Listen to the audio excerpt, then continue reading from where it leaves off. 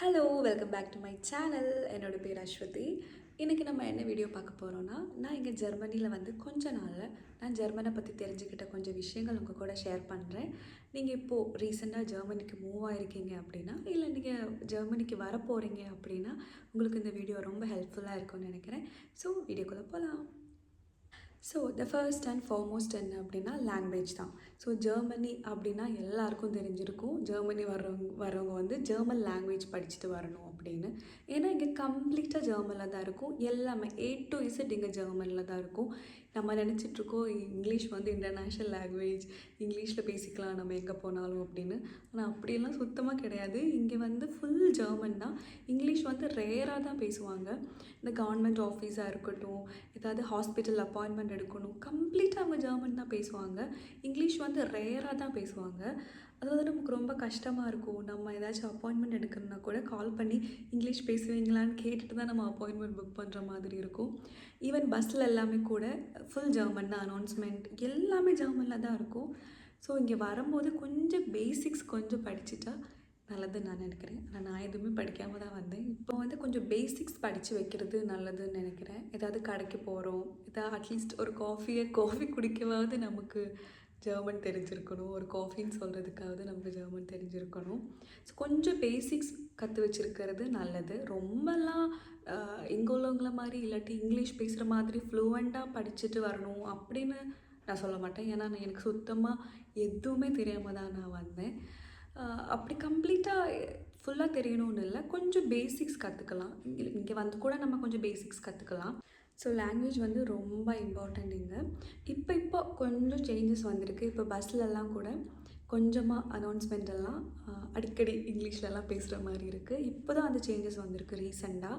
ரொம்பலாம் இல்லை, கொஞ்சம் தான் வந்திருக்கு. ஸோ ஜெர்மன் வந்து ரொம்ப இம்பார்ட்டண்ட். இப்போ நமக்கு ஏதாவது வேலை கிடைக்கணுன்னா கூட ஜெர்மன் தெரிஞ்சால் மட்டும்தான் நமக்கு ஏதாவது வேலை எல்லாம் கிடைக்கும். ஸோ லாங்குவேஜ் வந்து ரொம்ப இம்பார்ட்டண்ட். நெக்ஸ்ட் வந்து கரன்சி. நம்ம ஊரில் வந்து ருப்பீஸ் மாதிரி இங்கே வந்து யூரோ, 1 யூரோ 2 யூரோ அப்படி தான் சொல்லுவாங்க. 1 யூரோ அப்படின்னா நம்ம ஒரு காசுக்கு ஒரு 90 ருப்பீஸ் கிட்ட வரும். இப்போ நான் கால்குலேட் பண்ணுறது அரௌண்ட் 100 வச்சு தான் நான் எப்போயுமே கால்குலேட் பண்ணுவேன். ஒரு காஃபி கூட 2.50 யூரோ, 3 யூரோ அப்படி தான் இருக்கும். இப்போ நம்ம ஊர் காசுக்கு கால்குலேட் பண்ணி பார்த்தா அரௌண்ட் ஒரு 300 எல்லாம் வரும். ஸோ இங்கே திங்ஸ் எல்லாம் கொஞ்சம் நம்ம இதில் வச்சு கம்பேர் பண்ணால் கொஞ்சம் எக்ஸ்பென்சிவ் தான். இப்போ இனிஷியலி இங்கே வந்த டைமில் வந்து எல்லாத்துக்குமே நான் வந்து இப்படி கம்பேர் பண்ணிகிட்ருப்பேன். என்ன வாங்கினாலும் சரி அப்போவே இந்தியன் மணிக்கு கன்வெர்ட் பண்ணி ஐயோ இவ்வளோவான்னு நானே ஷாக் ஆகிட்ருப்பேன். ஸோ அப்படி நம்ம ஆகக்கூடாது. ஏன்னா நமக்கு வந்து ரொம்ப சங்கடமாயிரும். நெக்ஸ்ட் வந்து அக்கமடேஷன். நம்ம எங்கே போனாலும் நமக்கு அக்கமடேஷன் வேணும்ல. Accommodation is very important. Accommodation வந்து இங்கே கிடைக்கிறது வந்து கொஞ்சம் கஷ்டம்தான். அதே மாதிரி அந்த கஷ்டம் மாதிரி இங்கே வந்து ரெண்டும் பயங்கர எக்ஸ்பென்சிவ். அக்கமடேஷன் அப்பார்ட்மெண்ட் ரெண்ட் வந்து ரொம்ப கூடுதல். இங்கே ஒரு 1000 யூரோ, எபோவ் 1000 யூரோ தான் இருக்கும். 1500 யூரோ அந்த மாதிரி. நம்ம ஊர் காசுக்கு பார்த்தோன்னா 1 லட்ச ரூபா 1.5 லட்ச ரூபா அவ்வளோ வரும். இப்போ சிங்கிளாக இருக்கிறோம், சிங்கிளாக இருந்து ஒர்க் பண்ணுறோம், இல்லாட்டினா சிங்கிளாக படிக்க வரோம் அப்படின்னா நமக்கு வந்து சின்னதாக ஸ்டுடியோ ரூம் அந்த மாதிரி கிடைக்கும். அப்போ அதுக்கெல்லாம் வந்து ஒரு 700 யூரோ 800 யூரோ அப்படி தான். அதுவுமே குவாய்ட் எக்ஸ்பென்சிவ் தான். இப்போ ஸ்டூடெண்ட்ஸாக இருக்கிறாங்க அப்படின்னா அவங்களுக்கு அதை அஃபோர்ட் பண்ணுறது கொஞ்சம் கஷ்டம் தான். இப்போ எங்கள் அப்பார்ட்மெண்ட் அக்கமடேஷன் வந்து ரொம்ப கஷ்டம், அதே மாதிரி ரொம்ப எக்ஸ்பென்சிவ். ஒரு மந்த்லி வந்து ஒரு அரவுண்ட் ஒரு 1 லட்சம் 1.5 லட்ச ரூபா நமக்கு வந்து அக்கமடேஷனுக்கே போகுது அப்படின்னா அது ரொம்ப ஹியூஜ் தானே. நெக்ஸ்ட் வந்து இங்கே உள்ள ரூல்ஸ். இங்கே வந்து ரூல்ஸ் ரொம்ப ஸ்ட்ரிக்ட்டு தான். இப்போ நம்ம கண்ட்ரி விட்டு நம்ம எங்கே போனாலும் அங்கே உள்ள பேசிக் ரூல்ஸ், டொமஸ்டிக் ரூல்ஸ் வந்து நம்ம கொஞ்சம் தெரிஞ்சுக்கிறது நல்லதான். இப்போ நமக்கு அது தெரியாமல் பண்ணிட்டோம், இல்லாட்டி எனக்கு இப்படி ஒரு ரூல் இருக்கிறது தெரியாது அப்படின்னு நமக்கு சொல்லவே முடியாது. ஸோ நம்ம பேசிக்காக டொமஸ்டிக் ரூல்ஸ், அங்கே இருக்கிற டொமஸ்டிக் ரூல்ஸ் நம்ம தெரிஞ்சுக்கிறது கொஞ்சம் நல்லது தான். ஸோ இங்கே வந்து ரொம்ப ரூல்ஸ் வந்து ஸ்ட்ரிக்டாக தான் இருக்கும். டிராஃபிக் ரூல்ஸாக இருக்கட்டும், டொமஸ்டிக் ரூல்ஸ், ஈவன் இங்கே அப்பார்ட்மெண்ட்டில் கூட நிறைய ரூல்ஸ் இருக்கும். ஃபார் எக்ஸாம்பிள் சண்டே எல்லாம் நம்ம வந்து வேக்யூம் கிளீனர் யூஸ் பண்ண முடியாது. இப்போ டெய்லி வந்து ஒரு 3 மணிக்கு மேலே நமக்கு ரொம்ப நாய்ஸ் எடுக்க முடியாது. வேக்யூம் கிளீனர் அப்படி ரொம்ப நாய்ஸ் எல்லாம் எடுக்க முடியாது. அப்படி நமக்கு நிறைய ரூல்ஸ் இருக்குது. இங்கே டிராஃபிக் ரூல்ஸாக இருந்தாலுமே ரொம்ப ஸ்ட்ரிக்ட்டு தான். அது கரெக்டாக எல்லோரும் இங்கே ஃபாலோ பண்ணுவாங்க. அதுதான் ஒரு நல்ல விஷயம். அங்கிட்டு இங்கிட்டும் டிராஃபிக் ரூல்ஸ் ஃபாலோ பண்ணாமல் ஓடிட்டு ரோட்டில் அப்படிலாம் இருக்க மாட்டாங்க. கரெக்டாக சிக்னல் போடும்போது தான் போவாங்க.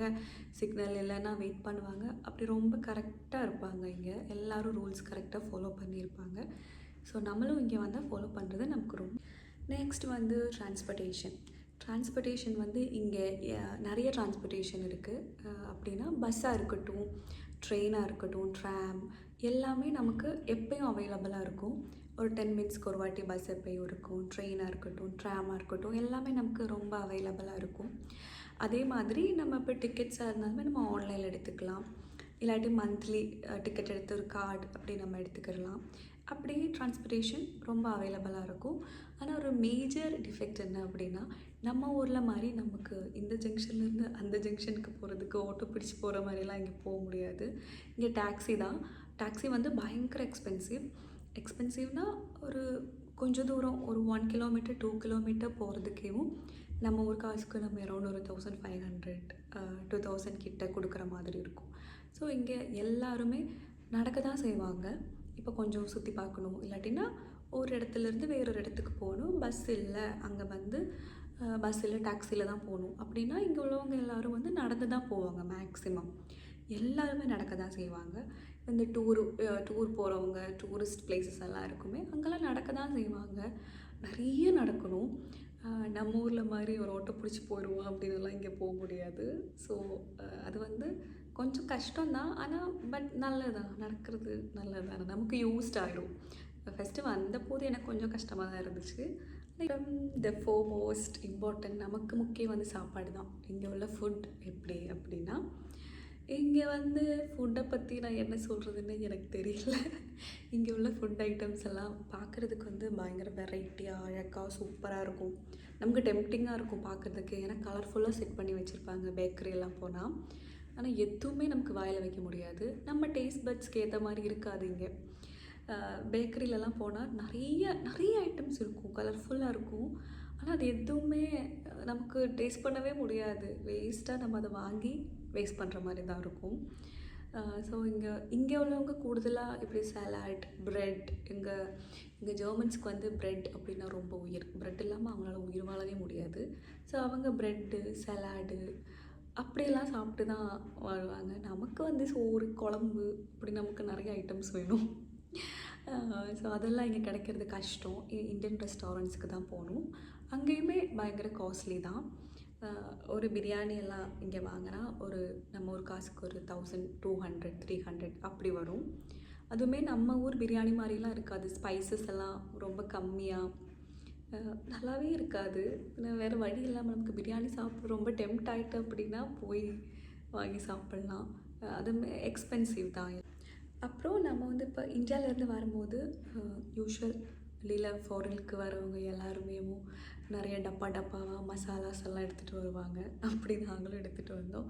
ஆனால் நம்ம இங்கே அப்பார்ட்மெண்ட்டில் நமக்கு குக் பண்ணும்போது இந்த அப்பார்ட்மெண்ட் ஃபுல்லாக மணக்கும். நம்ம குக் பண்ணுறது ரோட்டில் வர மணக்கும். யாராவது இப்போ நம்ம ரோட்டில் போகும்போது ஏதாச்சும் அப்பார்ட்மெண்ட் வழி போகிறோம் அப்படின்னா அங்கே இந்தியன் மசாலாஸ் மனம் வந்துட்டால் நமக்கு புரியும், ஓகே இங்கே இந்தியன்ஸ் இருக்காங்க அப்படின்னு. ஏன்னா இங்கே உள்ள ஸ்ட்ரக்சர் அப்படி, பில்டிங் ஸ்ட்ரக்சர், நம்ம குக் பண்ணுற ஸ்மெல் வந்து பயங்கரமாக இருக்கும். ஃபுல்லாக ஸ்ப்ரெட் ஆகும். ஸோ இங்கே உள்ளவங்களுக்கெல்லாம் ரொம்ப டிஸ்டர்பன்ஸாக இருக்கும் நம்ம குக் பண்ணுறது. ஆனால் வேறு வழி இல்லை, நம்ம அப்படி குக் பண்ணி சாப்பிட்டு தான் ஆகணும். நம்ம ட்ரெஸ்ஸஸ்லலாம் அந்த ஸ்மெல் இருக்கும். வெளியெல்லாம் போகிறப்போ நல்லா பெர்ஃப்யூம் போட்டுட்டு போகணும். இல்லாட்டினா நம்ம பக்கத்தில் யாரும் உட்கார மாட்டாங்க. இங்கே வந்து ஃபேமஸ் ஸ்ட்ரீட் ஃபுட் என்ன அப்படின்னா டோனர் கெபாப். அது வந்து ஒரு டர்க்கிஷ் டிஷ். அது வந்து எப்படி இருக்கும் அப்படின்னா, நம்ம ஷவர்மா இருக்குல்ல அது மாதிரி இருக்கும். ஆனால் எக்ஸாக்ட் ஷவர்மா மாதிரி இல்லை, ஆல்மோஸ்ட் கொஞ்சம் சிமிலராக இருக்கும். அப்புறம் கொஞ்சம் ஒரு பாக்ஸில் வந்து சிக்கனெல்லாம் இப்படி அந்த ஷவர்மா சிக்கன் இருக்குல்ல அதை ஸ்லைஸ் பண்ணி பாக்ஸில் சலாடெல்லாம் போட்டு கொடுப்பாங்க. ஃப்ரெஞ்ச் ஃப்ரைஸ் எல்லாம் போட்டு அது கொஞ்சம் நல்லாயிருக்கும். அதுதான் ரொம்ப எக்ஸ்பென்சிவ் இல்லை இங்கே, அதுவும் கொஞ்சம் நல்லா தான் இருக்கும். அப்புறம் இங்கே இட்டாலியன் பிஸா எல்லாம் கிடைக்கும். அதுவும் இட்டாலியன் பிஸா நல்லாயிருக்கும். ஆனால் எல்லாமே எக்ஸ்பென்சிவ் தான். பிஸாலாம் பயங்கர எக்ஸ்பென்சிவ் தான் இங்கே இட்டாலியன் பிஸா. இப்போ நம்ம எங்கேயாவது வெளியே போகிறோம், நமக்கு காஃபி குடிக்கணும்னு தோணுது அப்படின்னா இங்கே வந்து காஃபிக்கு வந்து அரௌண்ட் நம்ம ஒரு காசுக்கு ஒரு 250 300 ஆகும். அப்பயே நமக்கு வந்து என்னடா இது இவ்வளோ காசு கொடுத்து நம்ம எதுக்கு காஃபி குடிக்கணும், வீட்டில் போய் குடிச்சிடலாம் அப்படின்னு தோணும். ஆனால் அப்படி நம்ம வந்து எல்லாமே கம்பேர் பண்ணக்கூடாது, கன்வெர்ட் பண்ணக்கூடாது இந்தியன் மணிக்கு. அது வந்து கொஞ்சம் நம்மளை வந்து மனசு கஷ்டமாயிரும். என் ஹஸ்பண்ட் எப்பயும் சொல்லுவார், அப்படி கன்வெர்ட் பண்ணாத, அப்படி கன்வெர்ட் பண்ணாதன்னு. பட் ஆட்டோமேட்டிக்கலி நமக்கு அப்படி கன்வெர்ட் பண்ண தோணிரும், ஏன்னு தெரியல. அது சேஞ்ச் பண்ணணும். நெக்ஸ்ட் இம்பார்ட்டன்ட் ஃபேக்டர் என்ன அப்படின்னா climate தான். இங்கே வந்து எல்லாருக்குமே தெரியும், யூரோப்பியன் கண்ட்ரீஸில் வந்து எப்போவுமே கோல்டாக தான் இருக்கும் அப்படின்னு. இங்கே வந்து நம்ம ஊரில் மாதிரி சம்மர் இருக்குது. ஜூன் ஜூலையில் தான் இங்கே சம்மர். சம்மரில் வந்து ரொம்ப வெயிலாக தான் இருக்கும். ஆக்சுவலி ஒரு மே மிட் ஆகும்போதே சம்மர் வந்து ஸ்டார்ட் ஆயிரும். இப்போ இங்கே வந்து சம்மர் தான். எப்போவுமே நம்ம வெளியே போகும்போது ரொம்ப ஹீட்டாக தான் இருக்கும், ரொம்ப வெயிலாக தான் இருக்கும், நம்ம ஊர்லலாம் போகிற மாதிரி. ஆனால் இங்கே வந்து climate அப்டேட் வந்து கரெக்டாக கொடுத்துருவாங்க. அதில் கொடுத்த மாதிரியே தான் கரெக்டாக இருக்கும். இத்தனை மணிக்கு வெயில் அடிக்கும், இத்தனை மணிக்கு மழை வரும் அப்படின்னா அது கரெக்டாக வந்துடும். அதில் எந்த சேஞ்சஸுமே வராது. ஸோ நம்ம வெளியே எங்கேயாவது போகிறோம் அப்படின்னா நம்ம காலையிலே வந்து climate பார்த்து அதுக்கு தகுந்த மாதிரி நம்ம வந்து ட்ரெஸ் போட்டுக்கலாம். அதுதான் ரொம்ப இம்பார்ட்டண்ட். ஏன்னா இங்கே வந்து ரொம்ப குளிராக இருந்தால் நமக்கு வந்து தாங்கவே முடியாது. எனக்கு இங்கே வந்து நான் கோட் இல்லாமல் எங்கேயுமே போக மாட்டேன். வின்டர் கோட் இல்லாமல் வந்த டைமில் வந்து ரொம்ப குளிராக இருக்கும். இங்கே உள்ளவங்களுக்கு வந்து அதை மேபி யூஸ்டாக இருக்கும். எனக்கு வந்து ரொம்ப குளிராக தான் இருந்துச்சு. இப்போ வந்து சம்மர் ஸ்டார்ட் ஆகிருக்கு. ஆனாலுமே இடையில மழை பெய்யுது இப்போது. இன்னைக்கு கூட கொஞ்சம் மழை பெஞ்சது. சம்மர்னால் நல்லா ஹீட்டாக தான் இருக்கும். நமக்கு வீட்டுக்குள்ளெல்லாம் ரொம்ப ஹீட்டாக தான் ஃபீல் ஆகும். நமக்கு ஃபேன் வேணும், அப்படி நமக்கு அந்தளவுக்கு ஹீட்டாக இருக்கும். ஸோ வின்டர் இல்லாட்டினா ரொம்ப ஸ்ப்ரிங் சீசன் அப்படிலாம் வந்துட்டுனா ரொம்ப கோல்டாக இருக்கும்.